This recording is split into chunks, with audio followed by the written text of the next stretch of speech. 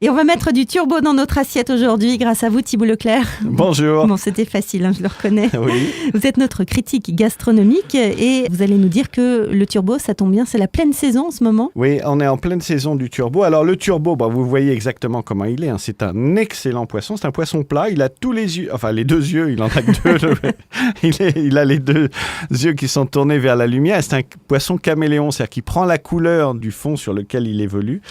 Alors on considère qu'un turbo, il est adulte en 3-4 ans à peu près, mais souvent dans les restaurants, vous voyez des tronçons de turbo où on présente même pour une table entière des grands turbos parce que le turbo, il vit longtemps, il vit 20 ans pour le mâle, 30 ans pour la femelle. Ah, quand même. Ouais. Alors c'est un poisson qui est assez rare, ce qui explique le prix, mais la chair est formidable. Donc quand vous pouvez, faites-vous plaisir avec le turbo. Comment le choisir sur l'étal du poissonnier ? Alors il faut absolument que la peau soit bien luisante, qu'elle soit ferme et qu'elle soit encore couverte de limon.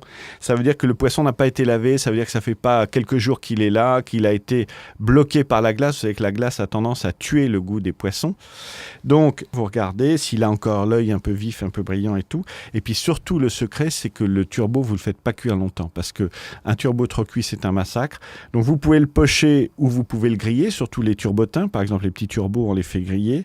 Mais soyez vraiment extrêmement précis sur la cuisson. Vous savez comment on fait ? On prend le couteau, on va sur l'arête et on fait en sorte que ce soit encore un peu rose. Il faut que ce soit une chair qui se détache facilement. Mais trop cuit, c'est pas bon le turbo. C'est dommage de gâcher. Sachez aussi quand vous l'achetez que comme beaucoup de poissons plats, il y a beaucoup de déchets.